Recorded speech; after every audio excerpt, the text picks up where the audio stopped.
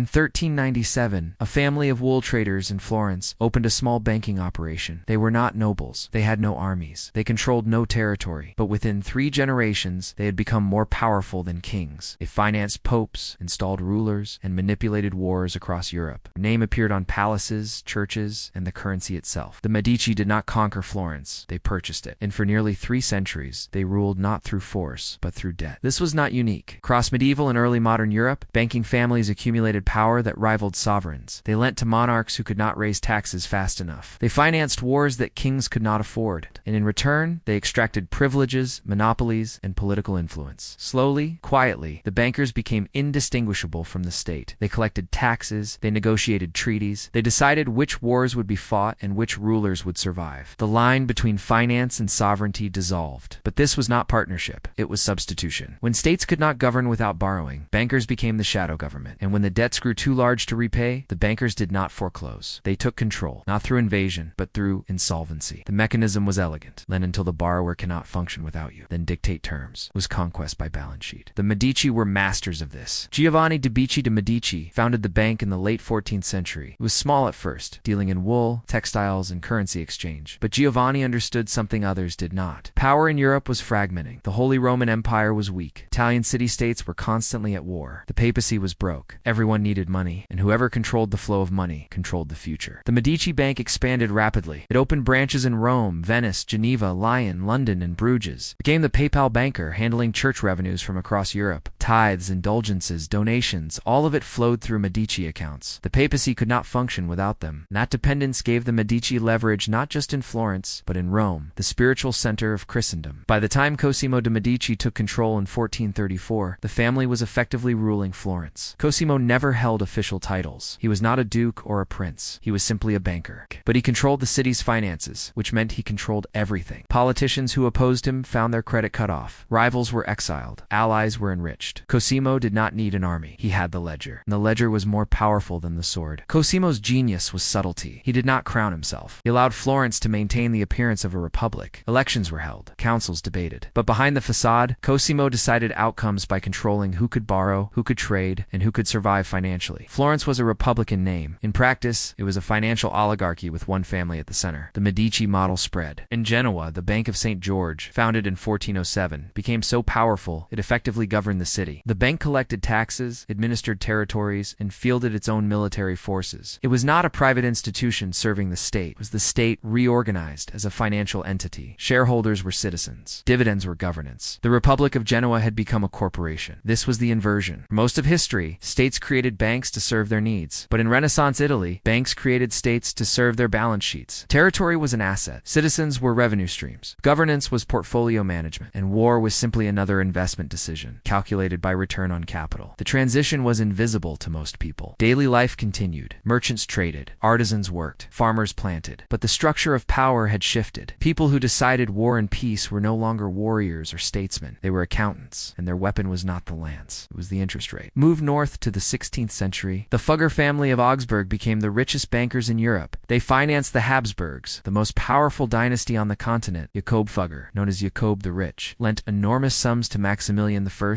and later to Charles V, who needed money to bribe electors and secure his position as Holy Roman Emperor. Charles won the election in 1519, but at a cost. He owed the Fuggers a fortune, and the Fuggers collected not in gold, but in power. They were granted monopolies on silver and copper mining across Central Europe. They collected revenues directly from Habsburg territories. They had their own representatives in imperial councils. Jacob Fugger once wrote to Charles V, reminding him, "It is well known that your imperial majesty could not have acquired the Roman crown without my help." This was not idle boasting. It was fact. The Fuggers had purchased an emperor, and the emperor, for all his titles and armies, was a debtor. This dependency became structural. Charles V fought wars across Europe against France, the Ottomans, and Protestant princes. Every campaign required loans. The Fuggers lent. Charles borrowed. The debt grew, and with each loan, the Fuggers' influence expanded. They were not subjects. They were creditors, and creditors do not obey and negotiate. When Charles abdicated in 1556, exhausted and bankrupt, the Fuggers had outlasted him. The dynasty fragmented. The debts remained. And the Fuggers, though eventually eclipsed by other banking houses, had demonstrated a principle that would define the next 4 centuries. Sovereigns come and go, but the banks endure. Now, move to Amsterdam in the 17th century. The Dutch Republic was the first modern financial state. It had no king. It was governed by merchants. At the heart of its power was the Amsterdam Amsterdam Whistle Bank. Founded in 1609, the bank did not lend to princes, standardized currency, cleared payments, and became the central node of European trade. Every merchant who wanted to do business in Amsterdam needed an account at the Whistle Bank, and the Whistle Bank, controlled by the city's oligarchs, effectively controlled the republic. But the real power was the Dutch East India Company. It was a fusion of state and corporation. The company had the authority to wage war, negotiate treaties, establish colonies, and mint currency. It was a nation in corporate form.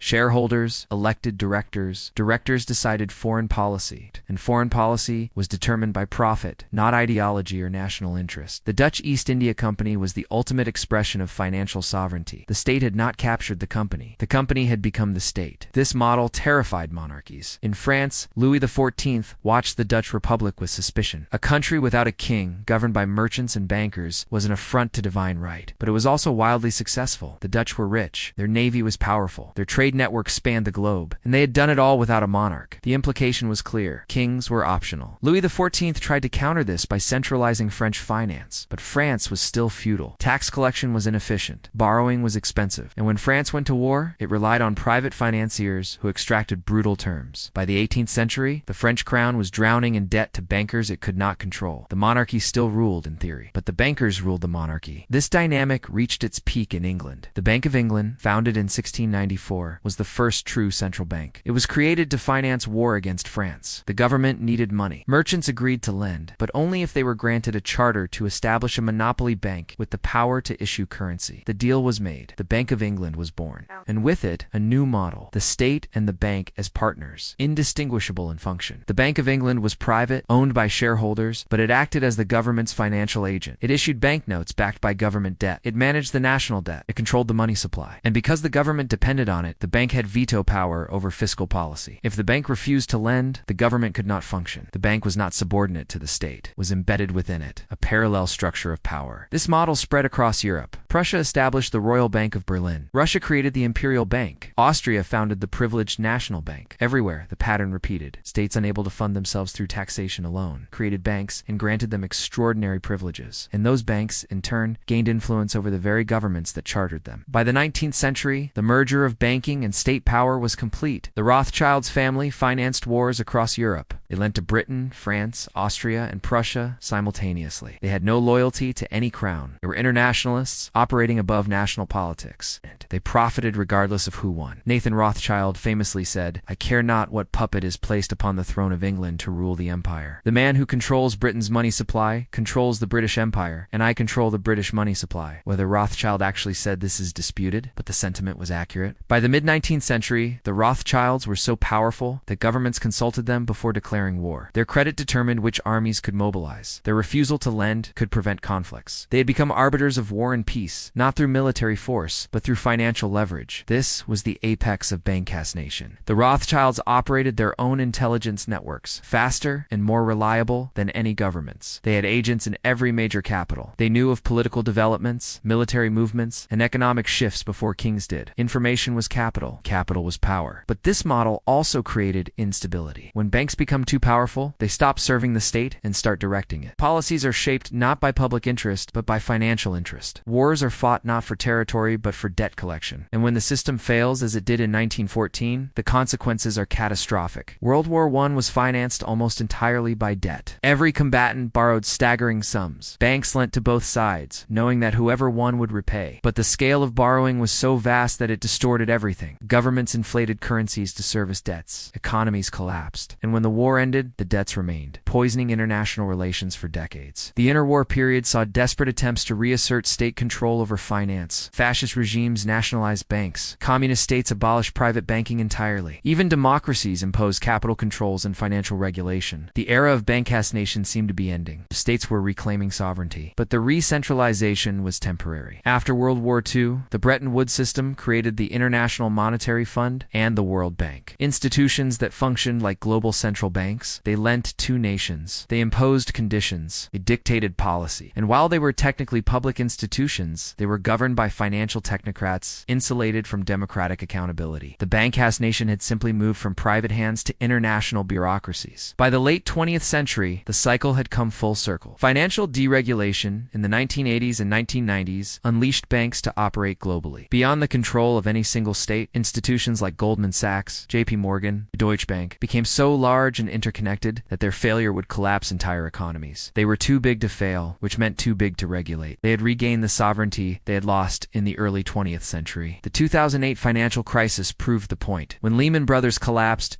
governments had to intervene, not to punish the banks, but to save them. Trillions in public money were spent to prevent systemic failure. The banks survived, and they emerged larger, more concentrated, more powerful than before. The state had become the guarantor of the banks. The old relationship had inverted again. States serve banks, not the other way around. This is the cycle. States create banks to finance themselves. Banks gain influence through lending. Influence becomes control. Control becomes sovereignty. And when the system collapses, states either reclaim power through force or surrender entirely. The current era is the surrender phase. Central banks set policy, private banks allocate capital, and elected governments, constrained by debt and dependence, do what the financial system allows. The banks did not conquer nations with armies. They did not need to. They simply lent until the borrowers could not function without them, and then they dictated terms. It was conquest by insolvency. It's the most efficient form of empire. The Medici understood this in the 15th century. The Rothschilds perfected it in the 19th. And the global financial system operates on the same principle today. The question is not whether banks have become nations. They have. The question is whether nations will ever take back control. History suggests they will try, and history also suggests they will fail. Because debt is a chain that does not break. It only transfers. And the holder of the chain is always the one in power.